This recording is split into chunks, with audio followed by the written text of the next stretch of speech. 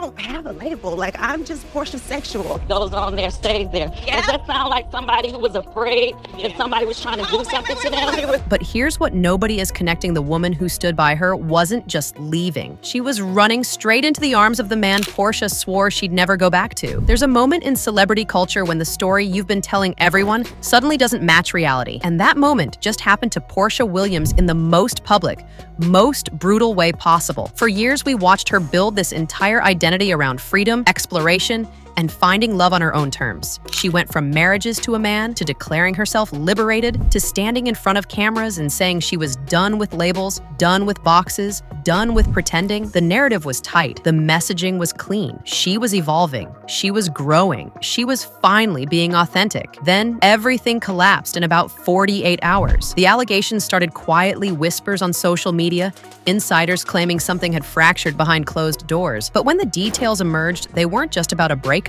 They were about a specific kind of betrayal. Porsha, according to multiple sources, had allegedly cheated on her girlfriend, Sway, not with another woman, with a man. The irony wasn't subtle, it was nuclear. And it gets worse, because the woman who left her, she didn't just move on, she moved towards someone very specific. Someone with a name that would hit Porsha like a punch to the stomach. Simon Guobadia, Porsha's ex-husband, the man from her second marriage, the guy she'd already been through a divorce with. This isn't just drama. This is a 3-act play where every character knows their lines, and Porsha just realized she's been reading the script wrong the entire time.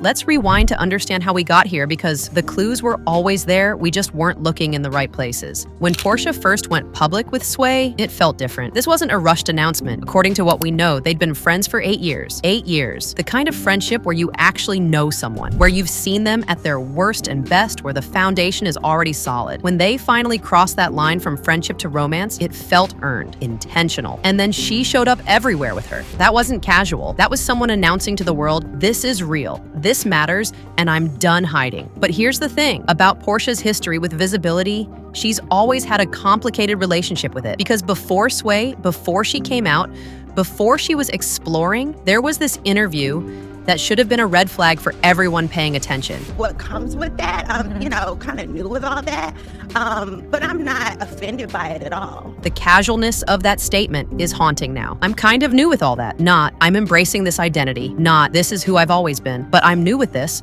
Like she was still figuring it out, still experimenting, still leaving the door open, and apparently someone else walked through that door while Sway wasn't looking. Here's what people don't want to talk about. This isn't Porsha's first time at this particular rodeo. Her first husband, Cordell Stewart, accused her of cheating. Her second husband, Simon Guobadia, did the same thing, and he didn't just whisper it. He put it in court documents, legal filings, the kind of stuff that becomes a permanent record. The allegations included multiple men, and one name in particular kept surfacing: Future. But nobody really pressed her on it. Nobody demanded answers. It just became part of the background noise, another storyline that got swept up in the chaos of reality television. Then came the Candy situation. If you're not familiar with this, it's worth understanding, because it reveals something about how Porsha operates when she's interested in someone, when she's testing boundaries, when she's seeing what she can get away with. Finally got my phone back on. It's been broke for 3 days. By the way, I've been laughing every day since Queen. We was turned up for real. Just want you to know I'm not gonna rape you on camera, so no worry. That text message that Candy printed out on national television,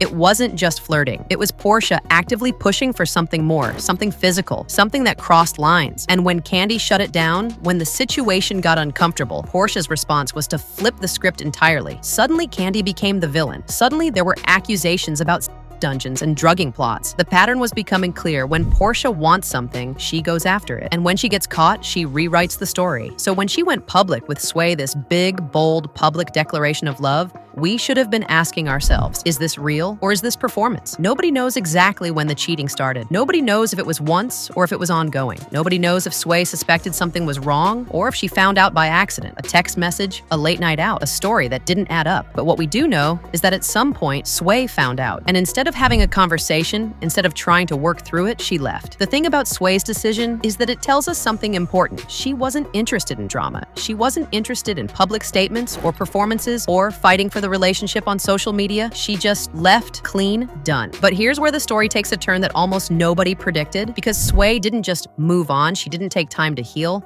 She didn't focus on herself or go find someone new in a healthy, intentional way. Instead, she went back to someone Porsha thought she'd already defeated, someone Porsha had already overcome, someone from the old chapter of her life that was supposed to be closed. Simon Guobadia. Think about what this means from Porsha's perspective. She left Simon. She moved on to women. She built this entire new identity around that choice. She made it public. She made it loud. She made it seem permanent and real and final. And then the woman she chose over him, the woman who represented her freedom, her authenticity, her evolution, chose to go back to him anyway. It's not just that Sway dumped Porsha. It's not even that Sway is dating Simon. It's the message that sends. Simon was the better choice. Simon was worth it. Simon was worth the pain of seeing Porsha again, worth the complications, worth the headline that would inevitably follow. For someone like Porsha, who has built her entire public persona around being the one who gets to decide, who gets to choose, who gets to evolve, this has to feel like the ultimate loss of control. And Simon is somewhere laughing because he has to be. He's the ex-husband who got played, who got left, who got cheated on, and now he's dating the woman who left her. He's won the narrative without even trying. He's become the person Porsha ran toward, and then the person Porsha ran from, and now he's the person who got the last word. That quote might be satirical in the source, but right now,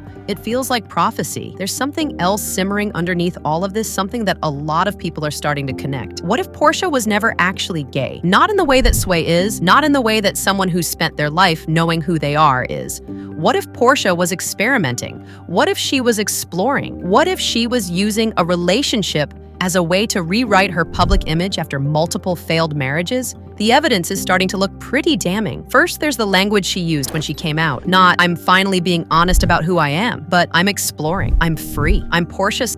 All of those phrases put the focus on her journey, on her flexibility, not on a genuine identity that she'd been suppressing. Then there's the behavior, allegedly pushing for threesomes with Candy, allegedly cheating on Sway with a man. The pattern suggests someone who was testing boundaries, experimenting with sexuality as a concept, rather than someone who was committing to an identity. And now she's cheated with a man. She's gone back to relationships. She's proven that the things she said so loudly and so publicly, that she preferred women, that she was done with men, that she'd evolved beyond, that might have been performance art all along. Really thought it was the worst kept secret. But I think seeing me You say you thought it was the worst kept secret? Yeah, I mean, because over the years I have definitely spoke about dating, not dating women, but being with women before. That quote hits differently now because maybe she was in the closet, or maybe she was just pretending to be out. Maybe she was playing a character that got good ratings and sold magazines and made people care about her again after the Simon divorce disaster. The only person who really knows is Porsha, and she's probably not talking. As of right now, the official story is